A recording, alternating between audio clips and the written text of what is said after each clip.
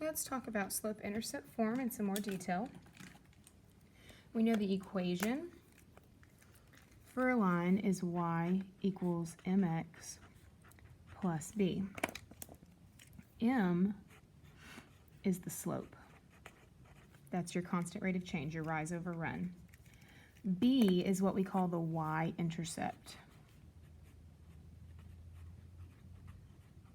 And that's where the graph of the line crosses the y-axis. Okay. So now we're going to take that equation and we're going to graph. Let's graph y equals 3/4 x minus 4. So my slope is going to be 3/4. And my y-intercept is going to be -4, because subtracting 4 is the same thing as adding a -4. So the y-intercept is the -4. So your first step is to plot the y-intercept, which is -4. So over here on my graph, this is the y-axis, this is the x-axis. I'm going to start at the origin, which is 0, 0, and go down 1, 2, 3, 4, and put a point. That is my y-intercept. That is my -4. Okay? And then your second step is to use the slope to plot points.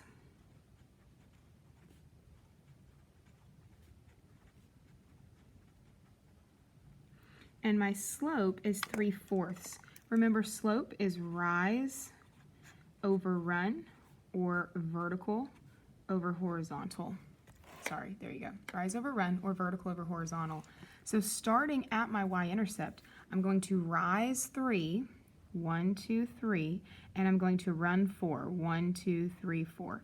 The way that you know whether you're going left or right is your positives are up and to the right, and your negatives are down and to the left. So if it's a positive 3/4, then I'm going up and right, positive, positive. I also have the option to go down 3 and left 4, because that is a negative, negative, which a negative divided by a negative is a positive. So you have a couple different options for where to get your direction from. So up and right, or down and left. Okay, and so then we're going to connect our line here. And so that's step 3, is to connect a line. Connect with a line. And any good math teacher will tell you, use a ruler, just like you see me doing on these videos. Okay, when we test our slope to make sure that we did it right, you should be able to do those stair steps. So 1, 2, 3 up, 1, 2, 3, 4 over, 1, 2, 3 up, 1, 2, 3, 4 over. Okay, and so there's your stair steps. Okay, now we have a little test that we can do. Is 12/4 on the line?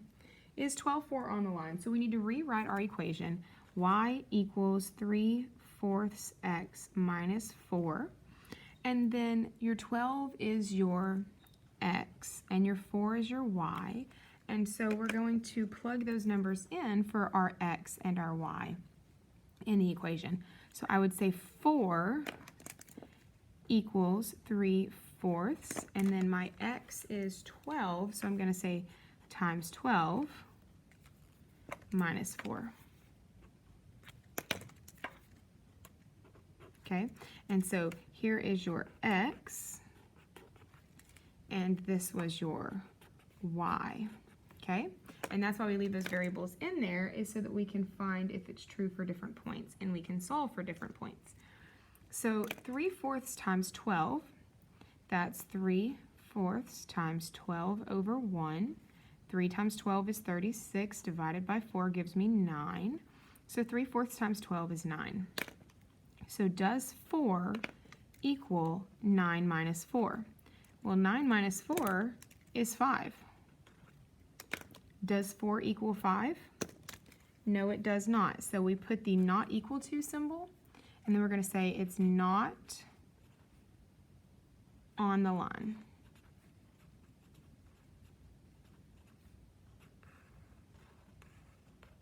okay? If it does not equal, then this is not a point on this line. And so if we went over 12, which I don't think we can on this graph, 3, 4, 5, 6, 7, 8, 9, 10, 11, 12, and we went up 4, we'd actually be off the graph a little bit, as you can see here. Okay, what about is negative 16, negative 6 on the line? So again, here's my y, so negative 6 equals 3/4. Here's my x times negative 16 minus 4. 3/4 times negative 16. 3 times 16 is going to be 48, so that's a negative 48. And then 4 times 1 is 4, and 4 can go into 48 12 times, so that's going to be negative 12. So we're going to say negative 6 equals negative 12 minus 4. What is negative 12 minus 4? If I already have 12 negatives and I take take away 4 more, I'm going to have a bigger negative, so I'm going to end up with negative 16. So does negative 6 equal negative 16? No. So what does that mean? That means it's not on the line. If they were equal, it would be on the line, right? Okay. Now let's talk about word problems. So go over to the right-hand side. Use slope-intercept form when? You're going to use slope-intercept form when there is a rate given and a starting amount. Or value. Okay, your rate given, that is your slope. Okay, your starting amount or value, that is your y-intercept. Okay, which we call the letter B. Your slope, we use the letter M. Remember from the left-hand side, mx plus b. So for example, an airplane with no fuel weighs 2,575 pounds.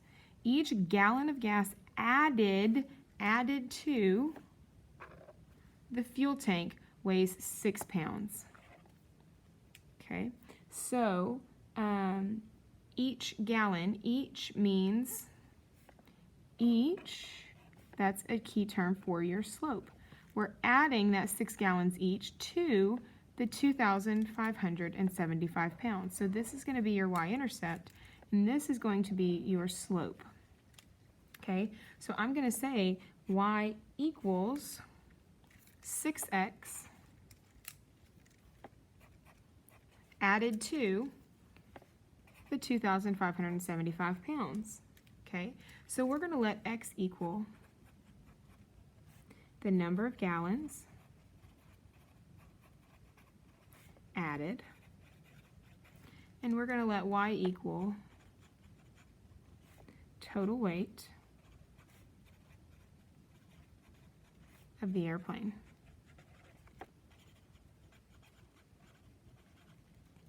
Okay, what does the slope do? The slope tells the rate of change.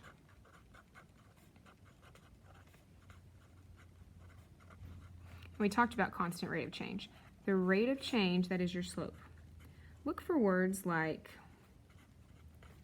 per, each.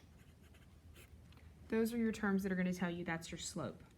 And then your y-intercept tells a one-time amount